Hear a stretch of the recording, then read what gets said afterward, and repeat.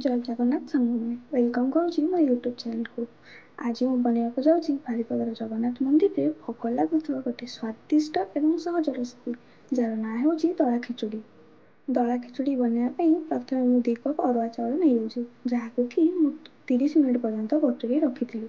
ତାପରେ 1 କପ୍ ଗୋଟା ମୁଗକୁ ନେଇଯାଉଛି, ଯାହାକୁ କି ମୁଁ 2 ଘଣ୍ଟା ପର୍ଯ୍ୟନ୍ତ ପାଣିରେ ବତୁରେଇ ରଖିଥିଲି।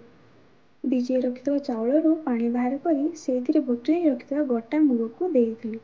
ସେଇଥିରେ 1 ଛୋଟ ଚାମଚ ଅଦା ଛେଚା, 1 ବଡ଼ ଚାମଚ ହଳଦୀ ପାଉଡ଼ର, 1 ବଡ଼ ଚାମଚ ଲୁଣ ପକାଇ ତାକୁ ଭଲ ଭାବରେ ଗୋଳେଇ ଦେଲି।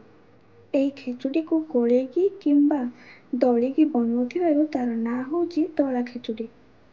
ତାପରେ ଗୋଟେ ହାଣ୍ଡି ନେଇ 2 ଚାମଚ ଘିଅ ପକାଇ ଘିଅ ଗରମ ହେବା ପରେ ସେଇଥିରେ 1 ଛୋଟ ଚାମଚ ଜିରା, ଗୋଟା ଗରମ ମସଲା ଯେମିତିକି ଯାବିତ୍ରୀ, ଜାଇଫଳ, ଲବଙ୍ଗ, ଗୋଲମରିଚ, ଡାଲଚିନି ଏସବୁକୁ ପକାଇ ସେଥିରେ ଶୁଖିଲା ଲଙ୍କା ପକାଇଥିଲି। ଶୁଖିଲା ଲଙ୍କା ଭୋଗରେ ପଡ଼େ ନାହିଁ, ଆପଣ ଏହାକୁ ସ୍କିପ୍ କରିପାରିବେ। ଏହିସବୁକୁ ଗୋଳେଇ ସାରିଲା ପରେ ସେଇଥିରେ ପାଣି ଆଡ଼୍ କରିଥିଲି। ମୁଁ 6 କପ୍ ପାଣି ଆଡ଼୍ କରିଥିଲି। ଯେହେତୁ ମୁଁ ଚାଉଳ ଆଉ ମୁଗ 3 କପ୍ ଦେଇଥିଲି, ତା'ର 2 ଗୁଣା ପାଣି ଆମକୁ ଏଥିରେ ଦେବା ପାଇଁ ପଡ଼ିବ। ପାଣିକୁ ଭଲ ଭାବରେ ଫୁଟିବା ପାଇଁ ହାଇ ଫ୍ଲେମ୍ରେ ଛାଡ଼ିଦେଲି।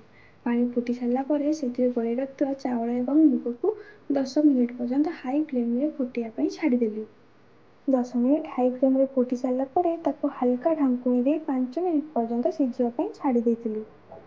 5 ମିନିଟ୍ ମିଡ଼ିୟମ୍ ଫ୍ଲେମ୍ରେ ସିଝିବା ପରେ ଦେଖନ୍ତୁ ଖିଚୁଡ଼ିରେ ପୁରା ପାଣି ମରିଯାଇଛି। ସେଥିରେ ଏବେ ଆମେ 1 ବଡ଼ ଚାମଚ ଘିଅ ଦେଇଦେବୁ ଆଉ ହାଲକା ଟିକେ ପାଣିରେ ହିଙ୍ଗୁ ମିଶାଇ ତାକୁ ଦେଇଦେବୁ। ଦଳା ଖିଚୁଡ଼ି ଆମର ପୁରାପୁରି ପ୍ରସ୍ତୁତ ହୋଇଗଲା। ଏବେ ଗ୍ୟାସ୍ର ଫ୍ଲେମ୍କୁ ବନ୍ଦ କରିକି ଢାଙ୍କୁଣି ଦେଇ ତାକୁ 10 ମିନିଟ୍ ପର୍ଯ୍ୟନ୍ତ ଛାଡ଼ି ଦିଅନ୍ତୁ। ପ୍ରସ୍ତୁତ ହୋଇଗଲା ଆମର ଦଳା ଖିଚୁଡ଼ି। ଯାକୁ ଆପଣମାନେ ନିଜ ଘରେ ବନେଇ ଥରେ ନିଶ୍ଚୟ ଟ୍ରାଏ କରନ୍ତୁ ଏବଂ ନିଜ ଫ୍ୟାମିଲିକୁ ବି ମଧ୍ୟ ଖାଇବା ପାଇଁ ଦିଅନ୍ତୁ। ଏବଂ ଭିଡ଼ିଓଟି ଭଲ ଲାଗିଥିଲେ ନିଜ ସାଙ୍ଗସାଥିମାନଙ୍କୁ ସେୟାର କରିଦେବେ। ଲାଇକ୍, ସେୟାର ଆଣ୍ଡ ସବସ୍କ୍ରାଇବ୍ କରିବାକୁ ଜମା ଭୁଲିବେନି। ରହୁଛି, ଦେଖା ହେବ ପୁଣି।